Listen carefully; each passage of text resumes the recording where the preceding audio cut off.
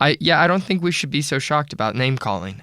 People acted in 2016 like Trump was the first to ever, come up with insulting names for his opposition, for his enemy candidate, and they acted like we were just a society that had degraded so far that we had a candidate who was acting this childish.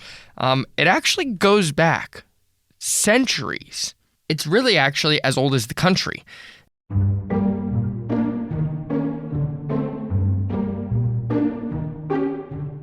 All right, today we're going to talk about weird candidates. What's weird, actually, is that my Bitcoin is doing horribly right now. All of my cryptocurrency.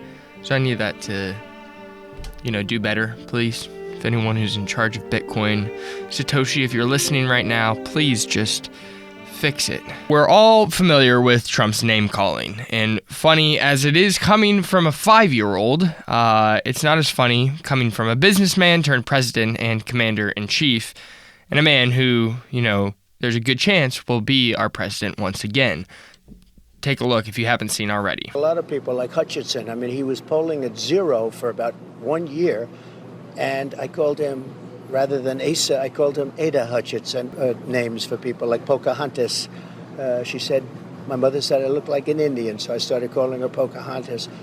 Some people say I'm very good at that, but I can't get into too many. Okay, so once again, a little bit concerning from a grown man who is running for president. Now, the mainstream media condemned this for the past 8 years and spent a lot of time doing that, as if we aren't grown adults who can critically think for ourselves and see that and think, something's not right about that. But the mainstream media and left-wing Democrats who poo-pooed that for so long are now playing the same game. Are you surprised? Check this out. So here's Tim Walz, the vice presidential candidate for the Democrats, calling Trump and Vance creepy and weird. Just an observation of mine that I made. I just have to say it. You know it, you feel it. These guys are creepy and, yes, just weird as hell. That's what you see. Okay, and interestingly enough, surprise, shocker, the media likes it. They aren't criticizing it. Now, let me ask you honestly, just, I'm not even going to say it. I'll let you decide for yourself. But does that look like a double standard? Let me know in the comments. Also, just as an aside, of all the insults to give, weird is it's a weird one. It's just there's other things that are weird. Like the movie The Never-Ending Story was weird. Pee Wee Herman, he was definitely weird.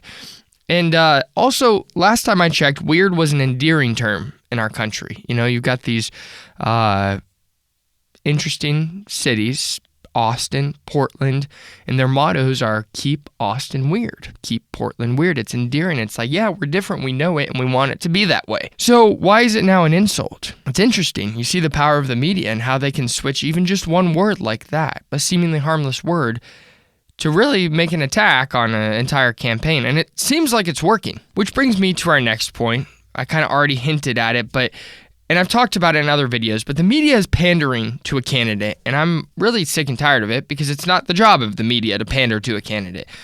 Watching this video right now, chances are some of you saw a Harris for President ad. They're everywhere. I saw like 3 of them as I was preparing for this, which is part of campaigning. Like, I'm not upset about that. I see Trump ads as well. Paid advertisement, paid commercials, spots like that.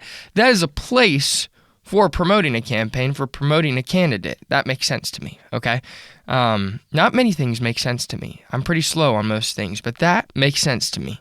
Now, what doesn't make sense to me is using the front cover of a really big magazine to advertise and pander for a presidential candidate. Check out this Time magazine cover, which is just a glowing picture and very flattering sketch of Kamala Harris. And interesting, what you should know about this is she never posed for this picture, like did a photo shoot with Time magazine, and she was never interviewed. She declined for comment for an interview for Time magazine, and yet they proceeded to write this glowing, huge, basically I would call it an ad. I think I would be doing you all a disservice by not calling it an advertisement. How about the fact that the Harris ad campaign is also posing as a major news source? Look at this. This is an actual legitimate ad.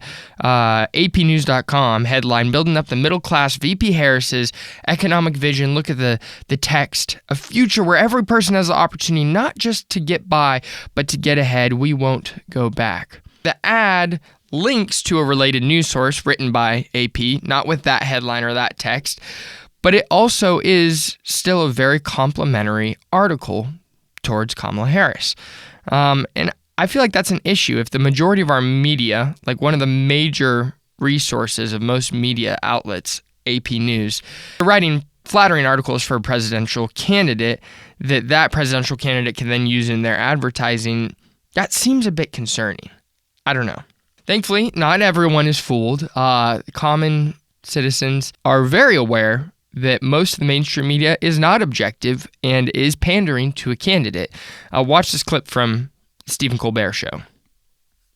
I am proud to have Tim Walz as my running mate. And today Look, it's an ad. You, please pitch in $5 Everywhere I look, I see them. Everywhere.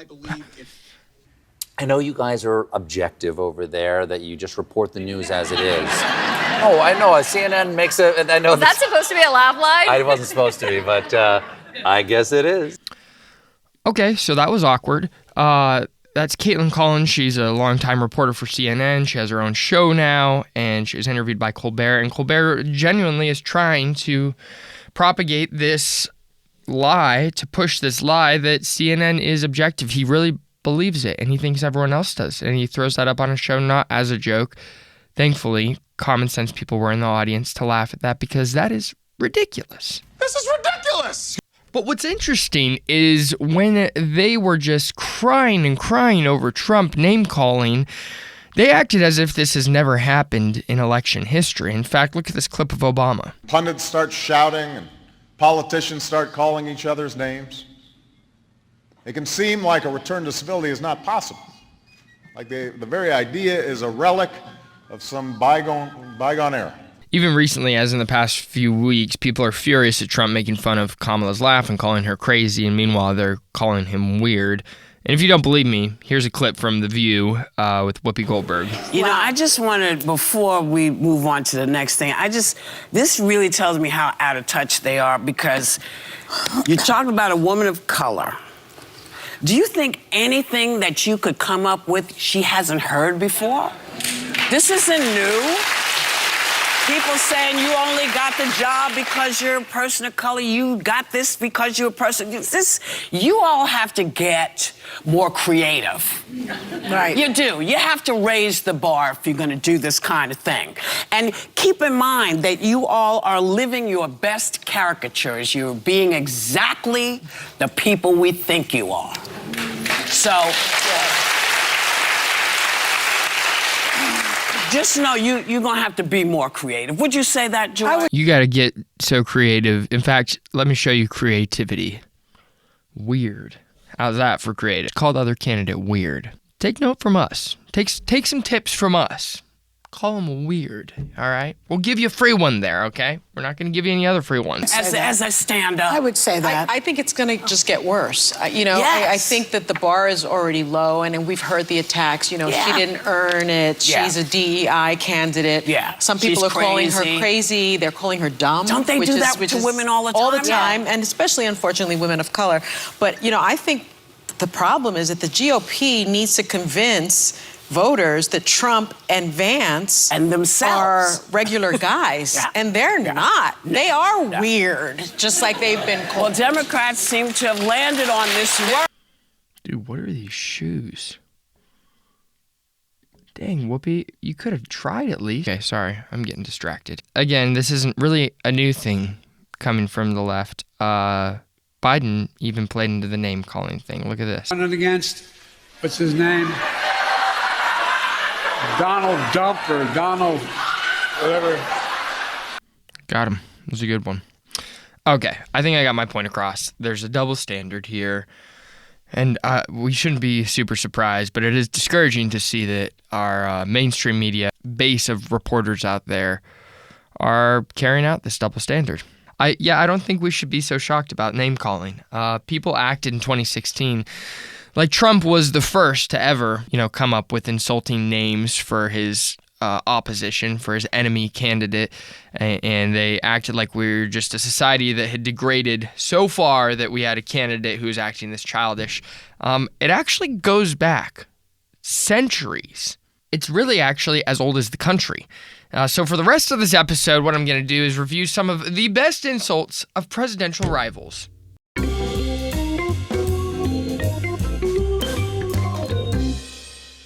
Okay, so I've sifted through 250 years of insults and mudslinging, and I've come down to a top 3, an Olympics, as it were, a podium of bronze, silver, and gold of the best insults here. So here we are. 3rd place, we have a tie, and it goes back to one of the first races, Jefferson and Adams, and the two guys they went at it. Jefferson called Adams blind, bald, crippled, and toothless. I don't think Whoopi Goldberg would think that's too creative, so we're going to put him in 3rd place. And tied on the other side is Adams. In the same debate, in the same rivalry, he asked voters, "Are you ready to see your dwellings in flames? Your chastity violated? Your children writhing on a pike?" Huh? Like that, that'll get him, you know? I don't even know what a pike is, but I don't want to see my child writhing on it, so... That's pretty savage. Pretty savage. All right. 2nd place, we have Grover Cleveland versus James G. Blaine. Apparently, Cleveland was supporting a child he had out of wedlock. So the Blaine supporters came up with a rhyme. They said, "Ma, ma, where's my pa? Gone to the White House. Ha, ha, ha." And that is putting modern-day rappers to shame. I think Kendrick Lamar and Drake would blush just reading that. I mean, that is an absolutely devastating roast, and it rhymed. I mean, come on. I think the Harris and Trump campaign should take note of rhyming bars like that, because that is devastating. 1st place. And, lastly, but definitely not least, in fact, in 1st place, in my opinion, the greatest election-ending insult in the history of president. Opponents of Democratic candidate Lewis Cass in 1848 called him a pot-bellied, mutton-headed cucumber. Oh, there you have it. Mudslinging, though maybe childish, is not a new concept in politics, okay? Wake up. We shouldn't be surprised. We should be surprised that the left complained about it for 8 years and then is celebrating the practice of it within their own candidates. So before you see them lose their mind over Trump's name-calling and mockery, think about these things. Are what these journalists saying, is it helpful to the voters, to the viewers? Is it in context of the past 8 years? Overall, when it comes to elections, is any of this informative about policy? I mean, can people start talking about policy for once? Can journalists start asking about policy and how that's going to be carried out? Can candidates actually start talking about their policies and stop getting caught up in all this stuff? A good journalist doesn't waste time on silly things like this, like name calling. Which, I guess the joke's on me because I've spent the past, 20 minutes focusing on it. But then again, I'm not mainstream media. We're just having fun here, okay? Let me know your thoughts in the comments. Would love to hear what you think about all of this. Thanks for watching.